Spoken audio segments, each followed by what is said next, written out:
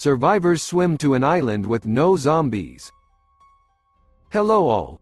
This is Jacobson and this is a brief retelling of the 13th episode of the 10th season of the zombie series The Walking Dead. You can see the previous episodes at the links in the video description. As soon as this video gets 300 likes, I will release the next part. Also leave your comments, it will help promote the video. Have fun watching it. Michonne and Virgil finally arrived on the island after a 5-hour journey. Virgil leads her deep into the island, where, according to him, there are weapons in his family. Next, the couple comes to an empty camp. A suspicious Michonne notices that none of Virgil's family is there. When Virgil starts dodging, Michonne pulls out his sword and threatens him to tell the truth. Virgil agrees and leads her to 3 empty graves, revealing that his family is dead. He claims that the island was invaded by a group that brought violence and diseases that killed his family. He asks Michonne to help him deal with his family, and Michonne reluctantly agrees. The couple makes their way into the teeming walking building through the back door. Michonne pushes the walkers away with a stretcher, and then instructs Virgil to stay behind them while she deals with the walkers. After Michonne successfully kills all the undead, Virgil discovers his revived family hanging from the ceiling in another room along with a bunch of other people who committed mass suicide. Virgil tearfully puts on his wife's tufa, and then allows Michonne to deal with his family. After Virgil buries her loved ones, Michonne expresses her condolences, but she can't wait to resume the search. He suggests resuming the search in the morning, as it is dangerous now, to which Michonne reluctantly agrees. As night falls, Michonne tries to contact Judith, but receives only interference. Then she goes outside and goes to investigate the laboratory building, from which Virgil asked her to stay away. When she enters the room, Virgil suddenly appears behind her and slams the door, locking her inside. He reproaches Michonne for breaking their trust, then slams the shutter on the window and leaves.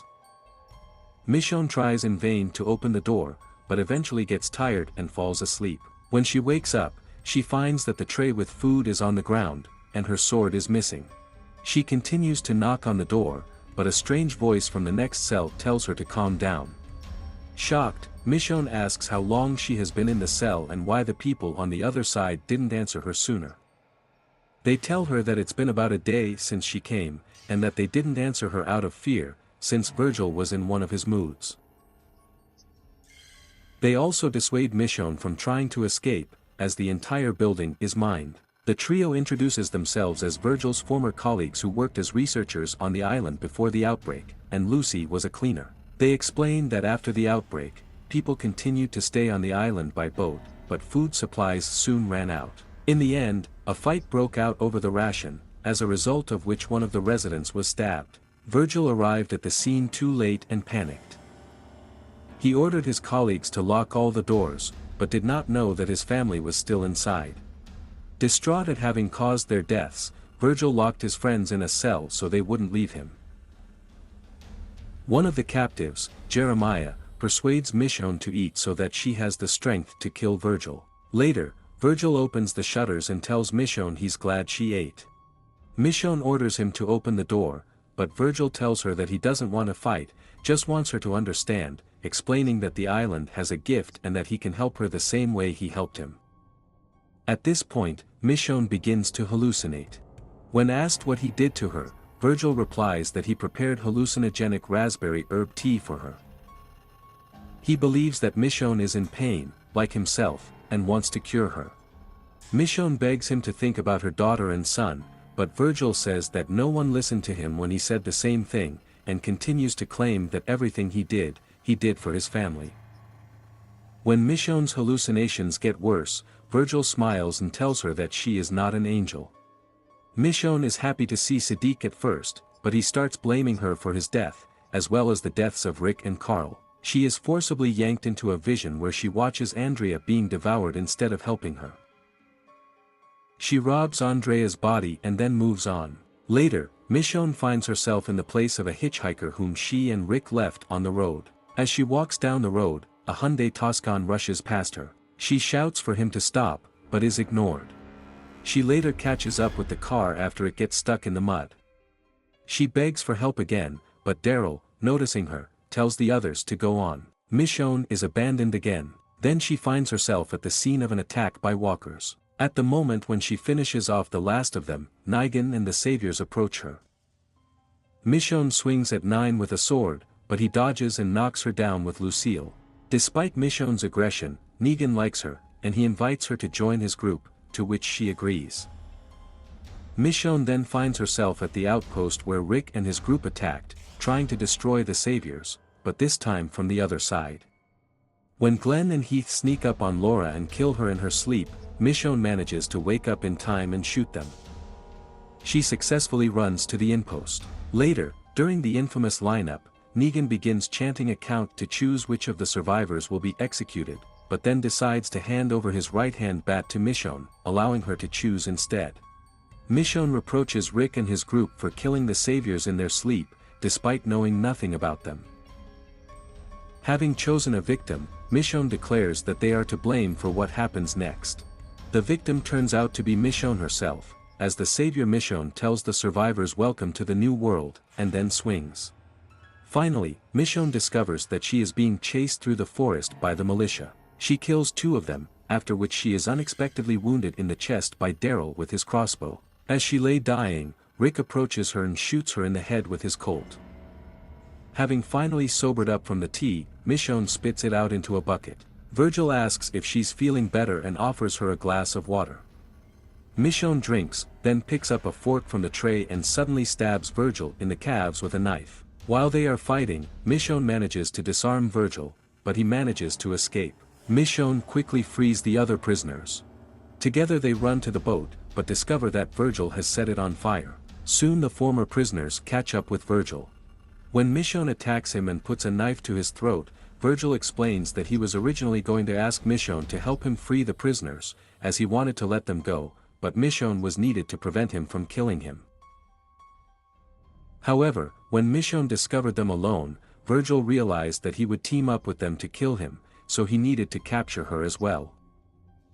Virgil apologizes, but Jeremy does not accept his apologies either and viciously steps on his wounded leg. Virgil goes on to say that after his wife's death, he was lost and couldn't let the prisoners leave, but he didn't want to kill them either. The prisoners convince Michonne to kill Virgil. Michonne hesitates, but in view of the deplorable state of her former captor, eventually agrees. She tells the others that Virgil owes them more than he will ever be able to repay, but by killing him, they will lose more of themselves. However, showing mercy will bring them peace. Lucy knocks Virgil out. Virgil wakes up in one of his cells. Michonne brings him water and angrily tells him that she checked all the buildings on the island and found no weapons. Virgil points out that he never lied to her about the weapons, but only said that he would show her places where they could be stored, although he admits that he never went into these buildings because he didn't need it, and adds that he never found anything but stray shells here and there. He offers Michonne to take whatever she wants. Michonne viciously throws him a bottle of water and then asks him what he sees when he hallucinates. Virgil replies that he sees his family alive, which he calls paradise. He tells Michonne that he would like her to experience something similar. Michonne, however, says that T took her family away from her and she saw hell instead. Virgil apologizes, explaining that the only world he ever wanted to live in is the one with his family, but he doesn't know how to live on without them. Michonne tells him that he should try like everyone else, and then orders him to show her his stuff. Obeying, Virgil takes her to a cabinet with various equipment inside. Looking through the shelves, she notices a pair of boots, which she immediately recognizes as Rick. After a moment of shock, Michonne suddenly pins Virgil to the wall and interrogates him about where he got the boots. Virgil leads her to a boat that washed ashore during a severe storm.